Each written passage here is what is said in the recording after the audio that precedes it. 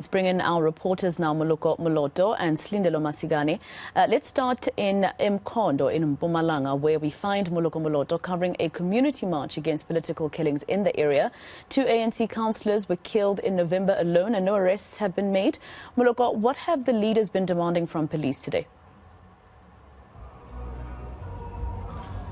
Well, Masego, this particular demonstration, which is being led by members of the African National Congress, really was sparked by the killing of Muzi Manyati, who was the deputy chairperson of the ANC in the Siphamandla region here in Mpumalanga. He was killed at the beginning of November, and apparently, according to some of the people here, including the National Executive Committee member of the ANC, Mr. David Mahlobo, the alleged killer of Manyati was captured on CCTV camera. So today, as they were marching over to the police station, they were calling on the police, whom, by the way, they accuse of being on the payroll of some of the people they say have hired the gunmen to kill Mr.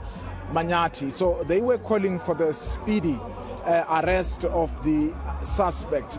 And they were making comparison, Masego, saying that when the daughter of the Mr. Goge, who was the Secretary General of the Economic Freedom Fighters, when she disappeared, the police activated a 72-hour response, and they acted swiftly on that. So they are saying the same way they did with the tragedy that had befell the Gadi family. Even in this particular matter, the police should do likewise. Let's listen to the Provincial Secretary of the African National Congress, Ms. Thandeka Skosana, as she was reading out the memorandum of grievances to the MEC from Mpumalanga and also the police officers outside the Piet Retief police station.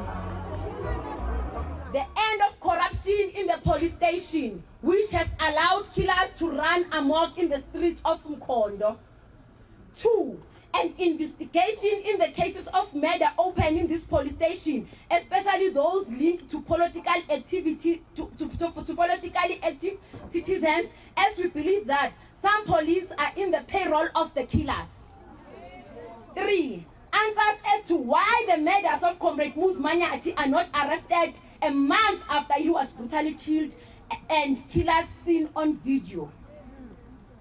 Number 4, the immediate arrest of all those who the community has opened case for or mentioned as suspects in this case of torture and killings.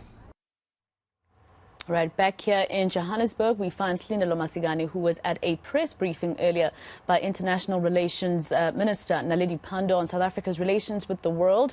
But of course, Lee, there are also concerns over the Section 89 report on the theft at the President's Palapala game farm. And I wonder if the minister said anything about any international concerns pertaining to this issue.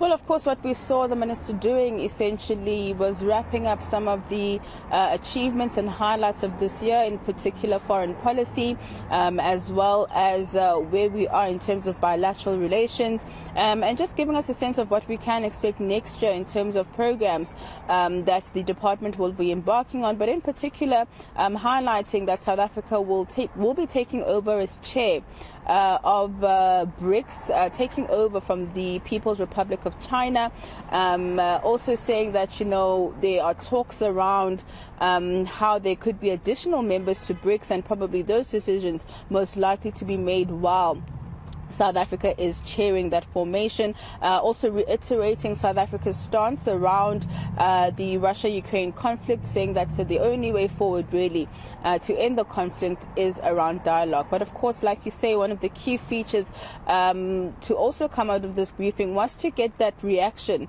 that international reaction in terms of the Section 89 report, and the minister saying that she has actually fielded some calls from some of her counterparts in in other countries, but just reassuring them that everything is under control, and that the country remains, or the country's democracy rather, remains stable at this point. But just saying that while there have been questions around the consequences of this report, she's saying that the international community is not really concerned about perhaps Cyril Ramaphosa not remaining president, and what that would mean for bilateral relations. Just saying that they want to understand exactly how this process is going to unfold. Let's take a listen.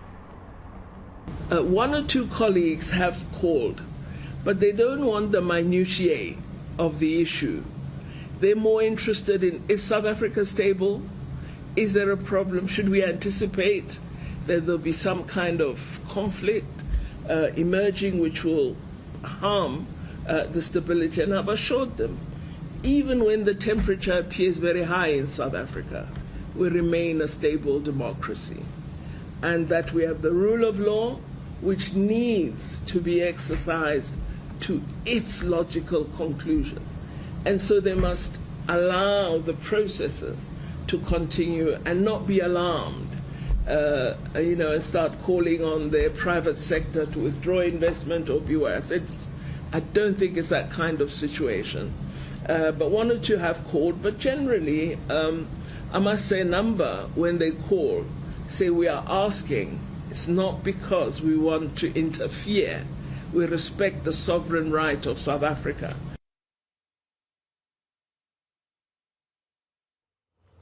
All right, that was your All Angles Lunchtime update on eNCA with reporters Moloko, Moloto and Slindelo Masigani.